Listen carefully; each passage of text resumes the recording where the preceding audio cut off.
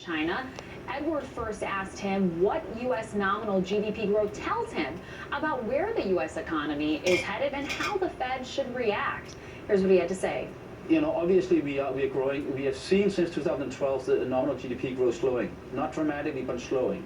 The Fed actually, from late 2009, was able to keep nominal GDP very much on a straight line, around 4% growth. But since Janet Yellen has come into power, we have seen us undershooting that. And if you look at prediction markets like Hypermine, we actually now having expectations for our 3.2% nominal GDP growth this year. Some of that reflect weakness in the beginning of the year, but it seems like we're not returning to the 4% trend line.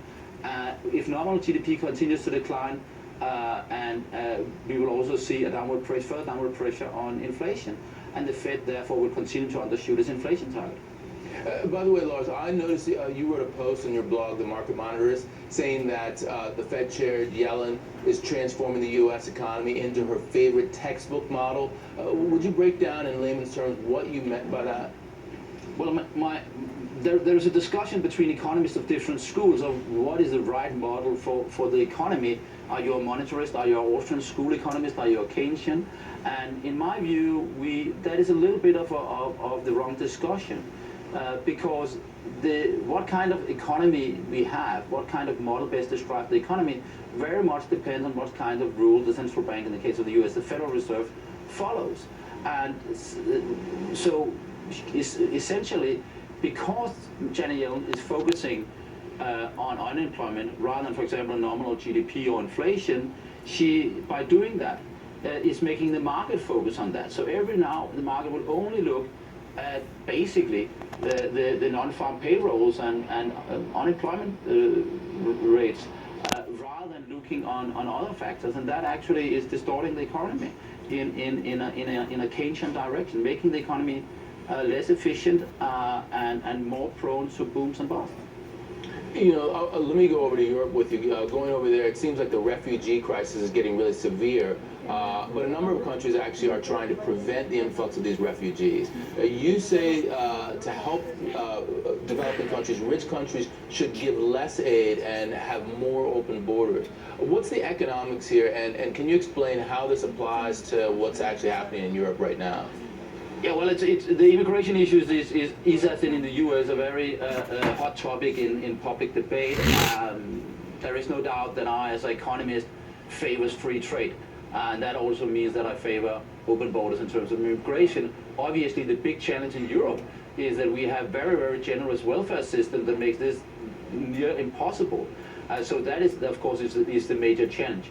But the blog post I wrote recently was really a tribute to the Nobel Prize winner Angus Deaton, where I paraphrased what he has been saying about foreign aid and immigration, saying that it would be better, instead of sending billions of dollars or trillions of dollars in foreign aid, to allow that goes in my go to Europe big red and to the thing US, that you...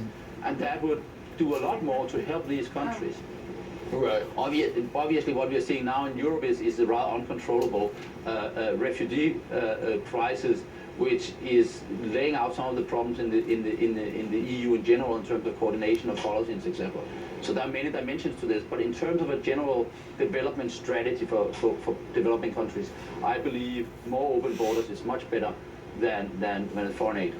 Well, as you said before, that's a big debate here in the U.S., so let's talk about that. How about the U.S., Canada, and Mexico? I mean, Donald Trump is the Republican presidential frontrunner precisely because he's anti-immigrant. What's the solution here? Well, I think that there is no doubt, when you travel in the U.S., as I'm doing these weeks, it's visible to what extent immigrants is a very, very important part of the U.S. economy. This is a country that went from being 100 million people to 400 million people and grew all along. It has been an enormous success. U.S. is the biggest immigration success story in the world, and curbing immigration would do tremendous damage to this country. And I must say that we have the two populists on the left and the right, Bernie Sanders and Donald Trump, coming up with policy ideas of introducing $15 minimum wage and is Bernie Sanders' view, and then you have Donald Trump saying we should close the borders. If you did both of these things, you would destroy the U.S. economy. All right, time for a quick break. Stick around because when we return, we'll tell you why Amazon is facing a legal battle over the status of their on-demand workers. And in today's big deal, Ed Harrison and I are talking about the Fed. It will not raise interest rates in the wake of its October meeting. But what can we parse out about a December hike? That's the one everyone is talking about. So we'll tell you on the other side. Stay with us. And as we go to break, here are the closing numbers at the bell.